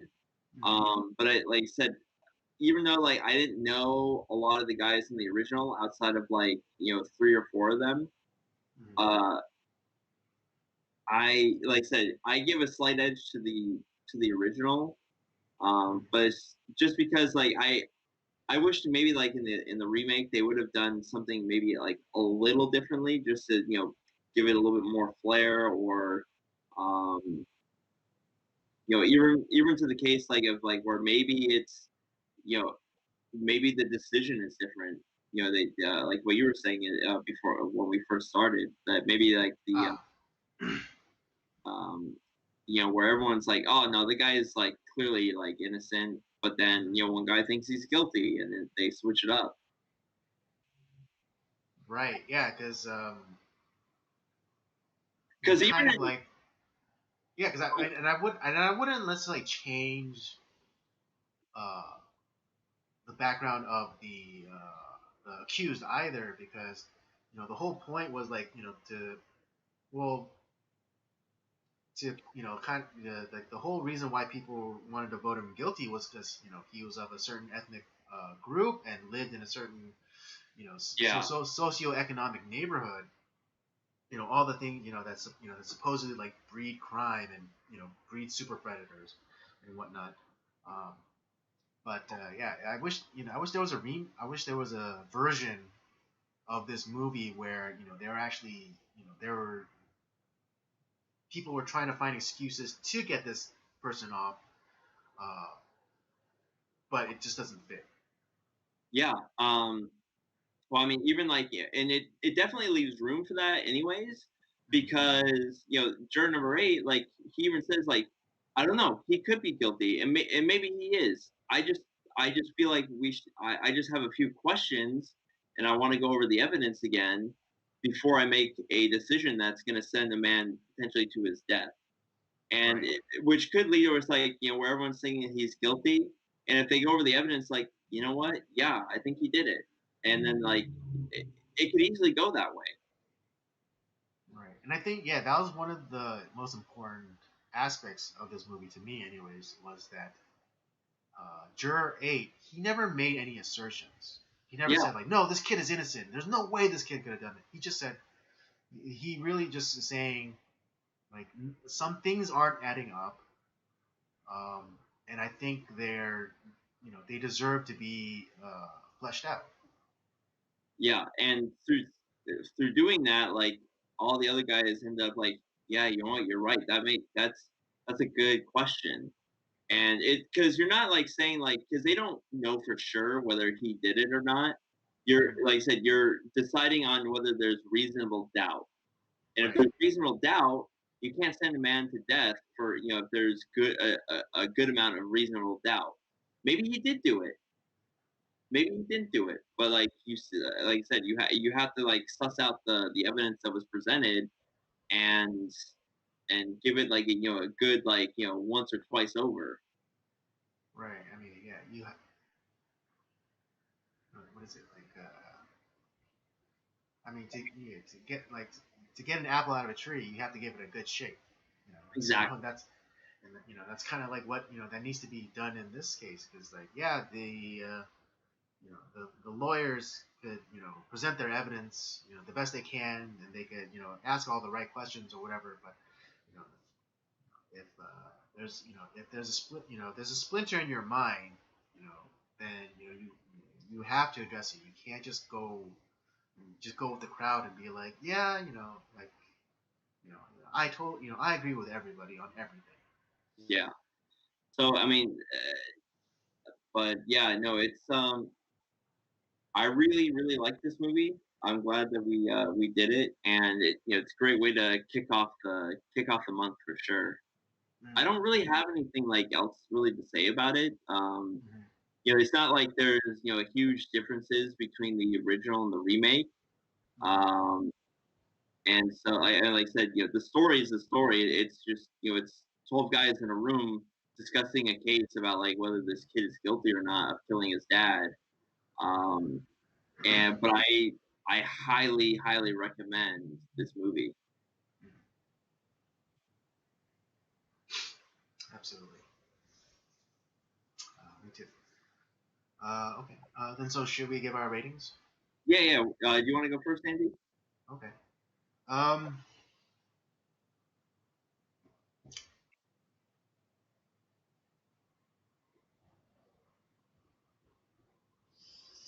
I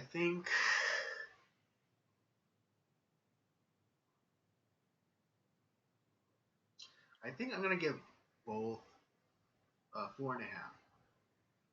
Oh, okay. I uh I was I'm gonna have the remake slightly lower.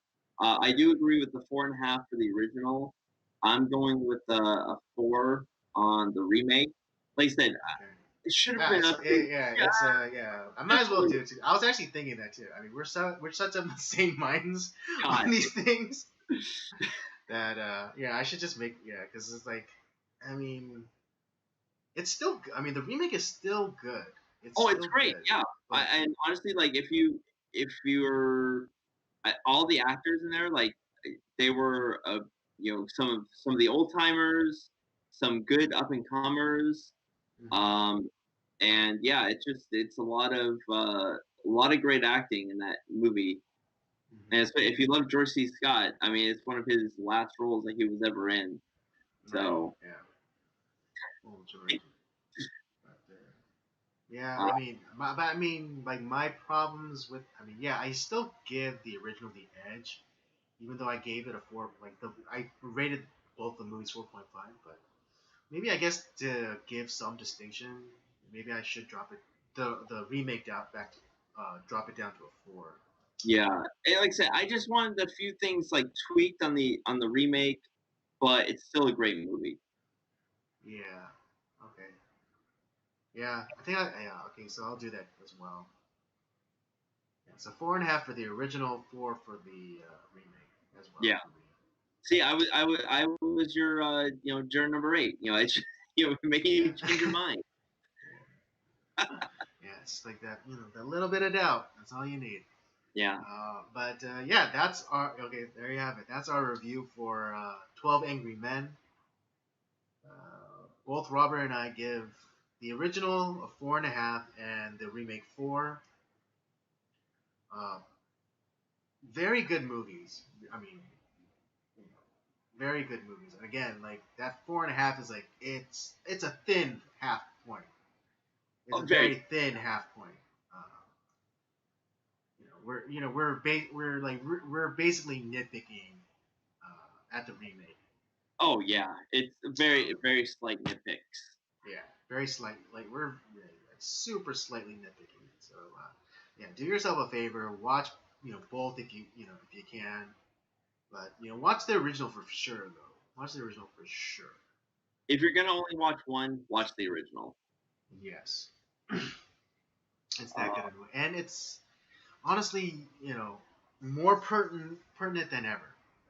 oh, I would agree. Because yeah, I mean, because it's not just about criminal justice, but it's about the culture of groupthink and allowing bias to color our decisions. Um, and in a time when we're encouraged not to question what is presented to us, this movie reminds us that it's in a way our duty to question what is presented to us, and Exactly. to and to get to as close to the truth as we possibly can. Yeah. Um, so yeah, for those reasons, this I would say this would be highly ranked in the kind of the nocturnal transmissions pantheon of movies. Oh yeah, definitely. I'll probably watch the original again here at some point pretty soon. I really liked it. Yeah, me too. It's in a way even though the subject matter was kind of heavy, it's the movie still had some charm to it. Oh, definitely. So What what are we gonna be reviewing next week, Andy? Or should we leave that up as a surprise? well, just to I mean, hold on, let me refresh my memory here.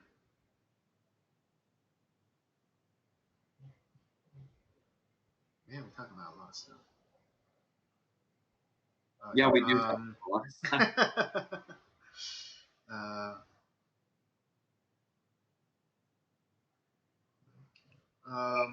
well, we kind of went like in the order that you sent me. We kind of went out of order. But um, if you want to just kind of continue the order minus the 12 Angry Men, uh, minus 12 Angry Men, then the next movie would be Anatomy of a Murder. Oh, okay, yeah, let's do it. That's with also as George C. Scott and one of his. Hey, it's funny. We're almost like kind of like bookending his career. 12 Angry Men, the remake, was one of his last films. Anatomy of a Murder is That's actually right. one of his very first films, and he won the. Oh wow. He was I think he won Academy Award for Best Supporting Actor for that movie, and Mm-hmm. but it stars Jimmy Stewart, one of my favorite all time actors. Mm. Okay, yeah, then yeah. Next week will be Anatomy of of a Murder, starring uh, Jimmy Stewart and George C. Scott. All right. All right. I'm looking forward to it. Okay, yeah, and if you guys want to join in, you know, watch Anatomy of Murder, and then jump into the live chat, and give your input or tell us where we're wrong, tell us where we're right. Whether you like the movie, whether you hated the movie, Mm-hmm. we'd like to hear it all. Mm-hmm. All right. Well, yeah, that'll bring us to the end of the live stream for tonight. I hope you guys had a good time. I had a good time. This was, I always have a good time. yeah, this is, again, we always have a good time here. Yeah, don't forget to check out the library of other content we have, the Circulators main podcast. And again, check out the latest episode that just dropped this past Monday with it's Rob's interview, the one that we never got around to, but finally did. But because we had planned to do a series of interviews with the jerks, and We yeah, never got around to that after yours. yeah, after mine. But again, I mean, maybe not to ruin it. I'll give you this little teaser. But I do point out that my interview was done before we got all the new equipment. So your interview is actually done better than my interview. That's true. It's like the audio quality is better. Much, much better. Yeah. So kind of like like the old the older no, that'd be the younger brother. Well, anyways, the younger brother always gets the nicer things. That's true. I am the baby of the group. So Yeah. So yeah, give that a watch. Don't forget, if you want to go back and check out the previous episodes of this live stream. Uh, that's available as well, along with other movie reviews that we have. I'm actually pretty uh, happy with the progress of this live stream. I mean, it'd be nice if we had a few more viewers live, but the playbacks are actually doing fairly well. Like another yeah, another everything. It's like it's been doing pretty good. I'm actually pretty encouraged myself. yeah, and particularly a recent episode has actually is almost I think almost gonna breach the top 10. Oh, that's awesome. Because there is one full length episode that is within the top 10 of our most popular videos, but this other one is just at number 11. Oh, which wow. which Okay. which I was really surprised. I was I in the morning I checked the status, I checked the analytics and whatnot, and I saw and I refreshed the page and I saw the popular videos. That full episode was right there at number 11. Before it was like further down the line, but for some reason it jumped. It jumped to 11, so it could be the third nocturnal transmission related video that breaches the top 10. That's awesome. That's good Yeah, stuff. yeah. The best viewed nocturnal transmissions related video is still the Fast Times at Ridgemont High review. That's really surprising. I'm Yeah, really I mean, I know. I mean, maybe it might. I mean, I did make the thumbnail a little clickbaity by using the red bikini clad Phoebe I mean, Cates. how else? What else are you gonna use for that movie besides that? I know, right? It's so iconic.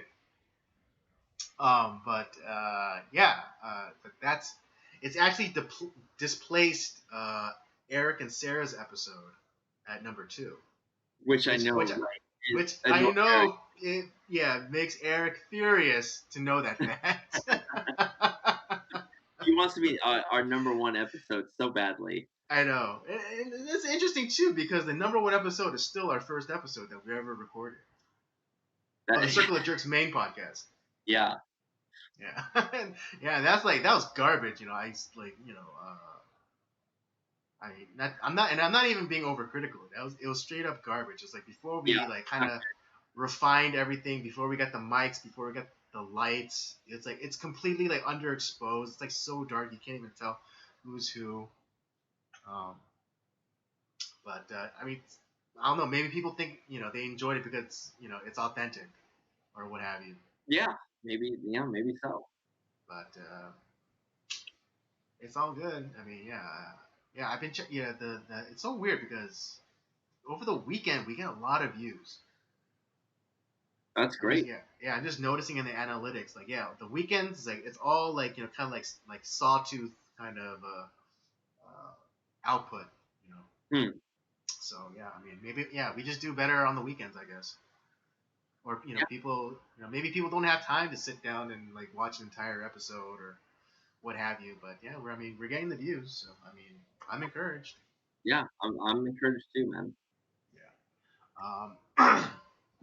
Yeah. Don't forget to yeah. So the Circulator's main podcast, Nocturnal Transmissions, of course, and Rob's gaming show, Up by Up Down.